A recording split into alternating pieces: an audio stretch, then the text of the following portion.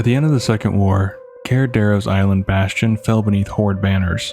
Orc war parties overran the fortress, pried a sacred runestone from its moorings, and shattered the monolith into shards that Gul'dan's warlocks later forged into altars of storms. Engines that dripped raw sorcery into the veins of ogre allies. Seeking to aid the survivors, Uther the Lightbringer sailed for the Isle on a mission of mercy. Fog-bound waters concealed a squadron of Alterachi privateers, and their sudden broadside ignited a vicious sea fight. Uther prevailed, capturing several sailors who, once dragged before Lordaeron's courts, confessed Alterac's treachery. Their testimony doomed their kingdom, and etched their name of Alterac into the books of infamy. In the uneasy following the Second War, masons relayed Caer toppled stones, and the manor shone once more as the Barovs' prized residence. Their authority radiated outward toward Brill, Southshore, and Terran Mill, and during times of peace, the Fordring family arrived by skiff for hunting and beachside revelry. Artist Renfrey immortalized their final visit on canvas. Tyrion, Karandra, and young Talon posed against a silver horizon, never imagining the portrait would outlast their innocence. Yet the island's renewed tranquility masked a festering rot. Privilege insulated the Barovs until prosperity fermented into gluttony and spite. Determined to chain their fortune to eternity, they bargained with kel'thuzad, surrendering their ancestral halls to the cult of the damned. Gilded salons collapsed into the shadowy academy of Scholomance, where arcanists in darkened robes practiced necromancy by dimmed spell-lit fire. Within half a year, the keep sagged with mildew and misery. Acolytes refined sorcerous plagues while loyal servants became unwilling reagents. One volatile strain, an early cousin to the blight that would later scour Lordaeron, escaped its vats mere days before a scheduled visit from Uther the Lightbringer. It swept through Caer in a single night, extinguishing every life and binding the dead as restless shades. Though Spymaster Matthias Shaw claims this variant has vanished from Azeroth, he still shudders at dispatching agents to a place where even the air remembers such ruin. By the close of the Third War, a deathly calm had settled over Caer and the glassy lake that surrounds it. No birds circled overhead, no oars cut the water. Only the drifting shades of townfolk remained, rendered visible when doused in the spectral essence once bottled by loyal servants. Each phantom is shackled to a looping fragment of memory, replaying the instant before the plague snuffed out their breath. In the realm of the living, Weldon Barov quietly secured the deed to the island, claiming ownership of lands now populated solely by the dead. At Scolomance's crumbling portcullis stands Putridius, a towering flesh golem stitched for the sole purpose of denying trespassers, or inducting them into the curriculum as cadavers. Thus the isle endures, a silent classroom where ghosts recite history, and newcomers provide tomorrow's lessons in death. Years after the isle had slipped into mournful silence, a lone warlock, driven by whispers of the lost scepter of Sargeras, steered his fell-rigged skiff toward Caer fog-choked shore. Within the ruined hamlet, he uncovered a clandestine Shadow Council conclave led by Jurgosh the Invoker, their fell candles sputtering amidst necromantic debris. Joined by the fiery sorceress Braylin Firehand, the warlock stormed Scolomance's lower reliquaries, wrenching secrets from tortured Cult of the Damned acolytes until they unearthed their prize, the dust-laden Book of Medivh itself. Triumph proved fleeting. Putridius' stitched monstrosities and lingering spirits surged to defend their grim academy, and the conspirators perished beneath claw, steel, and spell before they could ferry the tome to Gul'dan. To this day, the book's whereabouts remain uncertain, perhaps buried beneath Scolomance's collapsing archives, perhaps spirited away by some unseen shade, but no one knows for sure. The Isle's horrors didn't dim once the Fourth War's flames were snuffed out. Matthias Shaw states that the Argent Crusade patrols the Isle, and still sight Barov specters pacing the rain-slicked parapets, while deep below, Darkmaster Gandling tightens his grip on a grisly troop of puppets. Jandis Barov's ghostly silhouette flits through cracked ballrooms, and the bone colossus Rattlegore stalks lecture halls with tireless clatter. Scholomance endures, ever ravenous, as Caer legend bleeds into a new age of uneasy peace. After the smoke of the Second War cleared, Caer ramparts rose once more, and the manor resumed its role as the jewel of the Barov estate. From this island bastion, the family's influence radiated outward to Brill, Southshore, and Terran Mill. Yet as the decades crept toward the eve of the Third War, prosperity soured into greed.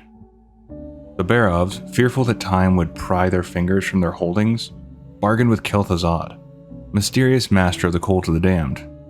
In a single pact, the gilded halls of Caer Daro were repurposed into Scholomance, a clandestine academy of necromancy masquerading beneath the manor's weathered stones. Within half a year, the fortress decayed into a crypt. Cult acolytes honed grisly arts, while loyal servants were reduced to test subjects for an experimental plague. The virulent strain erupted shortly before Uther the Lightbringer was due to inspect the keep.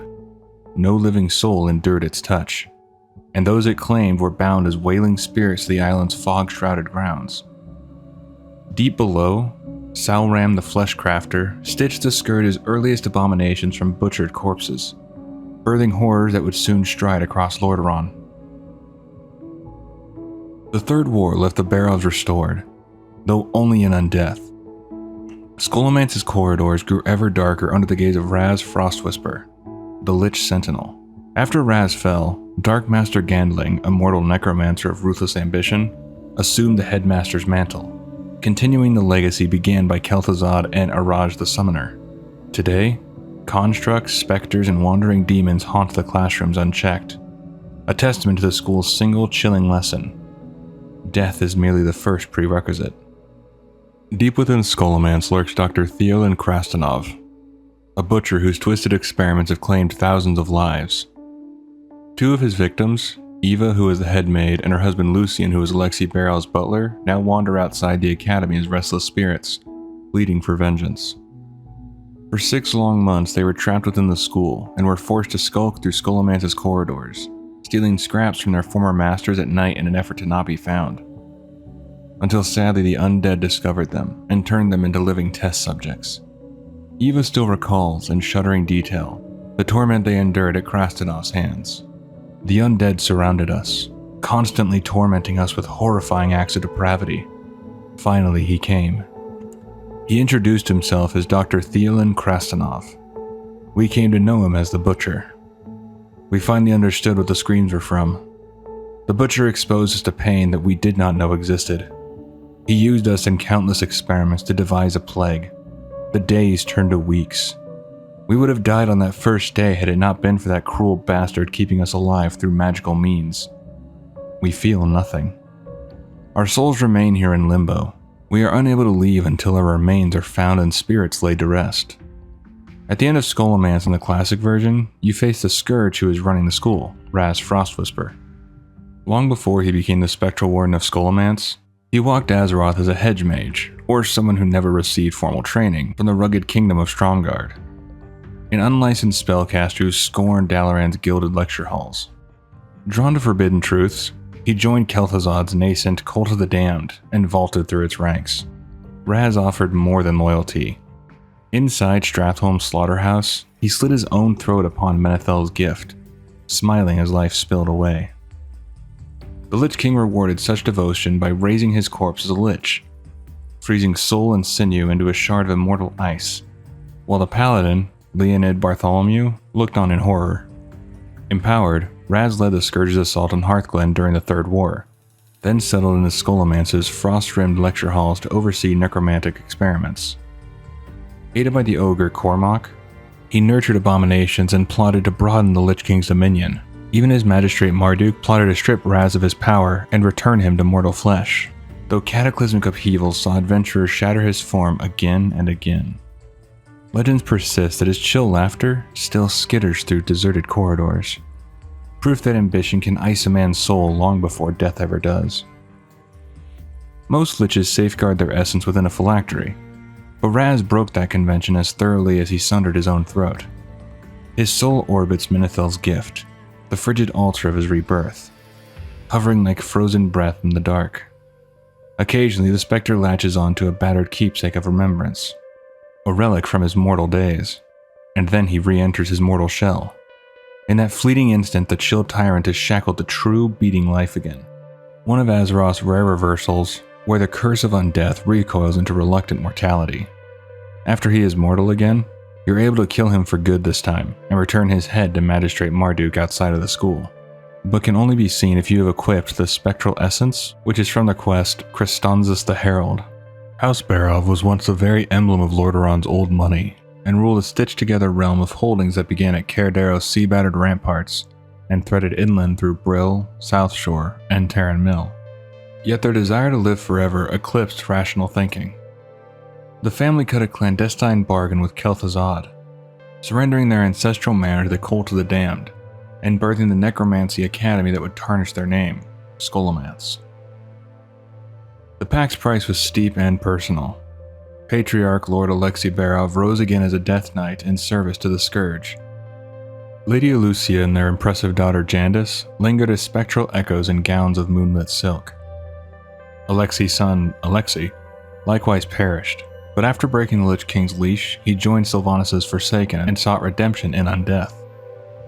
Only Weldon Barov remained among the breathing, fleeing Cairdero's massacre and eventually pledging loyalty to the Alliance. Their vast fortune, charters, deeds, and vault keys should have passed unbroken from one ledger to the next. Instead, the siblings' mutual distrust birthed the corporate shell of Barov Industries, a short-lived venture that dissolved in a blaze of double-crosses, leaving the family riches lost to rumor. Spymaster Matthias Shaw's most recent brief claims that Jandis' spirit still pirouettes through Scolomance's dusty halls. A final flickering ledger entry in House Barov's tale of grasping ambition and spectral consequence. Now I want to talk about each family member a bit, but Lady Elucia really doesn't have any sort of lore outside of she was turned undead and is a mini-boss found in the old Scholomance dungeon. And Lord Alexei really doesn't have anything to note except in myths. But otherwise, his early lore is just retelling what I already talked about, with selling his land to kel'thuzad and becoming a Death Knight. But otherwise, there really isn't any lore for them like there is for their children. And even then, Alexei and Weldon's lore is basically the same, just slightly different since it's told from Alliance and Horde perspectives. In the Mists of Pandaria, though his name once headlined the role of Scolomance's dread faculty, Alexei is no longer faced in combat. His presence lingers instead as a dust-caked talking skull, whose hollow timber pleads with intruders to topple Darkmaster Gandling and purge the Academy's entrenched rot. When Gandling finally falls, scarlet motes whirl around the relic. Bone knits to ghostly flesh, and Lord Alexei Barov appears in ghostly regalia thanking you for ending the curse, and letting him be at peace. Jandis Barov once traced the velvet-lined corridors of Dalaran as an archmage renowned for illusions so good it verged on myth. Her signature glamour splintered her likeness into a dozen mirrored selves that mimicked every gesture from impossible angles, confounding foes who struck at empty air, while the true Jandis struck back. Few could unravel the deceit before steel or spell found their weakness and were struck down. When House Barov bound itself to the Cult of the Damned, Jandis' brilliance endured a cruel metamorphosis. She perished only to awaken within Scholomance as a translucent wraith, her illusions now woven from moon-pale ectoplasm. Whispers claim she served as a silent courier, conveying vials of innocent blood from Dr. Thiel Krastenov's gruesome operating tables to the vampiric Kirtonis the Herald. Thus the once celebrated enchanter lingers, haunting lecture halls where every reflected silhouette might be hers, and none of them safe to trust. Decades drifted by and the wraith of Jandis grew restless with mere surveillance. Aspiring necromancers and traveling magi ventured into her mirror-bright chamber, where she took up the mantle of instructor. There, in a hush broken only by the rustle of spellbooks, the phantom archmage unraveled the principles of illusion, multiplying herself in a kaleidoscope of silhouettes as living proof that perception, once mastered, is the most lethal magic of all. Long after Azeroth's armies laid down arms, Spymaster Matthias Shaw mentioned that the Argent Crusade scouts had sighted Barov phantoms prowling Scolomance's midnight corridors, Jandis foremost among them, her illusionary prowess unchanged by death. Near her shimmering sanctum they uncovered a ritual hood, its velvet still damp with arcane residue. Shaw urged that the relic remain entombed within the manor, yet curiosity triumphed over caution. The hood now rests beside the Barov family sword, in Hearthglen's Mardenhold Keep, trophies of a lineage that refuses to fade quietly into history. Alexei Barov was one of the two to escape Kerdero, but he didn't escape alive, while his brother Weldon escaped it with his life. Alexei was risen into undeath, and was at first cursed to stay there with his father, mother, and sister, but finally broke free of the Lich King's hold and went on to pledge his servitude to the Forsaken. After his brother Weldon escaped Kerdero's downfall, he crossed paths with the Forsaken brother, and in a rare spark of fraternal mercy, stayed his hand. Thus the fortune of House Barov lingered between two very different heirs, one breathing, one beyond breath, both vying to decide what legacy the name would carry into the shadows. Rumor insisted the family hoard still lay entombed in Kerdero's vaulted cellars, yet the only legal key to that wealth was a set of 4 land deeds scattered somewhere within Scholomance. The paperwork turned sibling rivalry into a blood feud. Alexei vowed that only one Barov would walk away a beneficiary, and it would be him. Stationed at the bulwark in Tirisfal Glades, Alexei enlisted horde adventurers to retrieve the deeds and put Weldon permanently in the ground. Even his alliance champions answered Weldon's own contract to sever Alexei's head. The inheritance thus became a grim tug of war, fought across the plague-blackened fields of the Western Plaguelands. The brothers were later found side by side in Scolomance's antechamber, momentarily united in a crusade to purge lingering Scourge commanders Vectus, Marduk Blackpool, and Raz Frostwhisper. But trust proved as thin as cobwebs. The reunion dissolved on Draenor, where Barov Industries collapsed in mutual betrayal.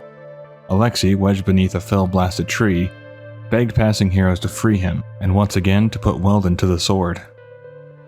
He was later glimpsed among the spectators of Highmall's Colosseum, watching combatants spill blood as though studying new strategies for an old, unfinished family war. Weldon Barov's story is basically the same as Alexei's, except with what was stated prior, with him escaping his home alive. He is later found operating out of Chillwind Camp in the Western Plaguelands, and recruited Alliance adventurers to get the 4 deeds. While he did eventually get the deeds, he can only visit those places in memory, for necromancers and specters still guard the gates he once called home. Now in Draenor it's the same as with Alexei, except Weldon is found under the tree and asks you to kill Alexei. He can also be seen watching adventurers fighting in the Colosseum of Highmall. But that's going to do it for this one. Hopefully you did enjoy. Thanks for checking it out. Take care of yourself. I'll see you in the next one.